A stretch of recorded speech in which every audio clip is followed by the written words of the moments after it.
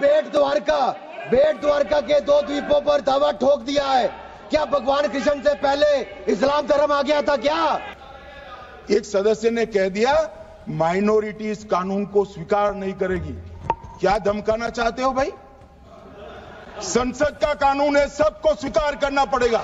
ये पूरी दुनिया में कोई मुस्लिम कंट्री भी ऐसा नहीं है जिसने कि वक्फ को इस तरह का अधिकार दिया हुआ है। काल 3 एप्रिल 2025 रोजी अखेर भरपूर चर्चेनंतर वक्फ बिलामध्ये अमेंडमेंट करणारा कायदा राज्यसभेनं 128 विरुद्ध 95 मतांनी मंजूर केला। मागच्या 2 दिवसात लोकसभेत आणि राज्यसभेत अनेकांनी या मुद्द्यावर चर्चा केली। सरकारचा भर याच्यावर होता की वक्फ कायदा 1995चा मोठ्या प्रमाणावर दुरुपयोग होत असल्यामुळे त्याला लगाम लावणं गरजेचं आहे, कारण मागच्या काही दिवसात अनेक अशा गोष्टी समोर आल्या होत्या ज्यामध्ये वक्फ बोर्डानं जमिनी हडपण्याचं कारस्थान मोठ्या प्रमाणावर केलं होतं, जे लोकांच्या लक्षात येत होतं। कारण मागच्या काही दिवसात वक्फनं अशा अनेक गोष्टी केल्या ज्यामुळे वक्फ बोर्डाचं हे सगळं कारस्थान सगळ्यांच्याच नजरेत भरायला लागलं। वक्फनं भारताचं पार्लिमेंट म्हणजे संसद भवन, मुकेश अंबानींची अँटिलिया ही बिल्डिंग, प्रयागराज मधलं कुंभमेळा भरणारं ठिकाण अशा अनेक गोष्टी वक्फ बोर्डाची प्रॉपर्टी म्हणून क्लेम केल्या। त्यामुळे अखेर या सरकारनं 8 ऑगस्ट 2024ला भारताच्या अल्पसंख्याक मंत्री असणाऱ्या किरण रिजिजू यांनी लोकसभेत वक्फ कायद्यात दुरुस्ती करणारं विधेयक मांडलं, ज्याच्यामध्ये मुख्य उद्देश असा होता की वक्फ कायदा 1923 रद्द करणे आणि 1995च्या वक्फ कायद्यामध्ये दुरुस्त्या करणे। अशा 44 दुरुस्त्या सुरुवातीला सुचवण्यात आल्या होत्या, ज्यामध्ये असं मानलं जात होतं की 1995च्या कायद्यानं एक प्रकारची शक्ती या वक्फ बोर्डाच्या वाट्याला दिली होती, जी काढून घेण्याचं काम या नवीन कायद्यानं केलंय। या नवीन कायद्याचं नाव उम्मीद असं ठेवण्यात आलंय। याचा अर्थ unified management and empowerment efficiency and development. याचा मुख्य उद्देश असा की वक्फच्या कारभारावर थोडं सरकारचं नियंत्रण येईल, वक्फ बोर्डाचा कारभार थोडा स्ट्रीमलाईन होईल, त्याच्यामध्ये पारदर्शकता येईल आणि वक्फ बोर्डाची पाशवी शक्ती कमी होईल। या विधेयकानं सर्वात मोठी गोष्ट केलेली आहे ती म्हणजे वक्फ बोर्डाची ज्या पद्धतीनं रचना केलेली असते ती रचना या विधेयकानं बदललेली आहे। सेंट्रल वक्फ काउन्सिल किंवा राज्य वक्फ बोर्ड या दोन्हीमध्ये अगोदर फक्त मुस्लिम लोक असायचे, आता याच्यामध्ये काही मुस्लिम नसणाऱ्या प्रतिनिधींना देखील जागा द्यावी लागणार आहे।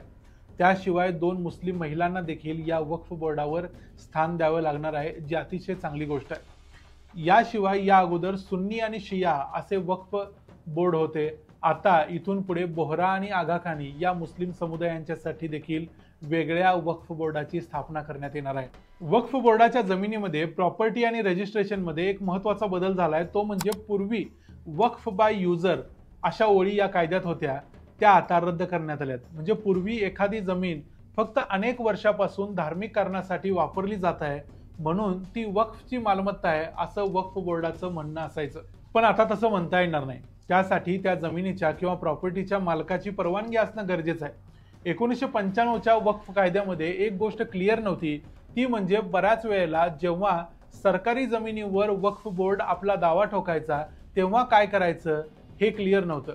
आता या काल मंजूर केलेल्या कायद्यानुसार वक्फ बोर्डाला सरकारी जमिनीवर दावा ठोकता येणार नाही आणि जरी तसा दावा वक्फ बोर्डानं ठोकला तर त्याची संपूर्ण चौकशी करण्याचे अधिकार आता जिल्ह्याच्या कलेक्टरला असतील।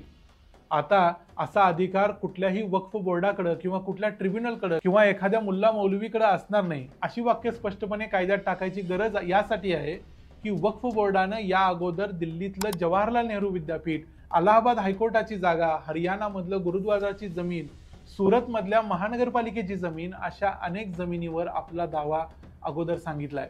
इथून पुढे त्यांना ही गोष्ट करता येणार नाही। 1995च्या वक्फ कायद्यामध्ये 40वे जे कलम होतं ते वक्फ बोर्डाची सर्वात मोठी शक्ती होती।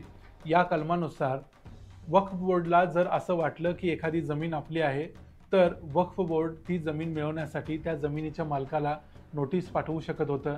अशी नोटीस पाठवल्यानंतर ती जमीन जर ताब्यात आली नाही तर अशा प्रकारचे खटले कुठल्याही कोर्टात जात नसत, ते वक्फ ट्रिब्युनलकडे जात असत। तिथे एक मुस्लिम लॉ एक्सपर्ट बसलेला असायचा जो बऱ्याच वेळेला वक्फ बोर्डाच्या बाजूने निकाल द्यायचा। त्यामुळे अशा प्रकारे वक्फनं जमीन क्लेम केली तर ती जमीन गेलीच म्हणून समजायची, अशी परिस्थिती आतापर्यंत होती। कोल्हापूर जिल्ह्यातल्या वडणगेमध्ये किंवा इतर अनेक गावांमध्ये वक्फ बोर्डानं महादेव मंदिराची किंवा मंदिरांची जागा क्लेम केलेली आहे। तामिळनाडूमध्ये देखील एक अख्खं गाव वक्फ बोर्डानं क्लेम केलं होतं. त्या गावात एक 1500 वर्षापूर्वीचं सुंदरेश्वर महादेवाचं मंदिर देखील आहे, ते देखील बोर्डानं क्लेम केलं होतं. हे सगळं वक्फ बोर्ड करू शकत होता ते याच 40व्या कलमाच्या आधारानं ते कलम आता रद्द करण्यात आले. त्यामुळे वक्फ बोर्ड एक प्रकारे जमीन हडप करण्यासाठी या कायद्याचा वापर करत आहे असा आरोप सरकारी पक्षानं केला. गृहमंत्री अमित शहांनी तर वक्फ बोर्डाचा मागच्या 100 वर्षात किती जमिनी आपल्या ताब्यात घेतल्यात, किती जमिनी क्लेम केल्या याची सगळी आकडेवारी लोकसभेत सादर केली. ते काय म्हणाले ते तुम्हीच बघा. 1913 से 2013 तक 18 लाख एकड़ और 13 से 25 तक एक कानून बनने का परिणाम क्या आया और नई 21 लाख एकड़ भूमि बढ़ गई.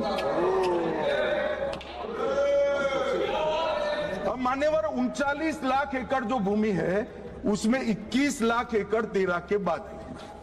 अब ये कह रहे हैं कि इसका दुरुपयोग नहीं हो रहा है. नवीन कायद्यानुसार आता वक्फचा सर्वे करण्याचा अधिकार देखील एखाद्या कमिशनरला नसून तो आता जिल्ह्याच्या कलेक्टरला असणार आहे आणि सर्वे करायची जी प्रोसेस आहे ती देखील आता बदललेली आहे.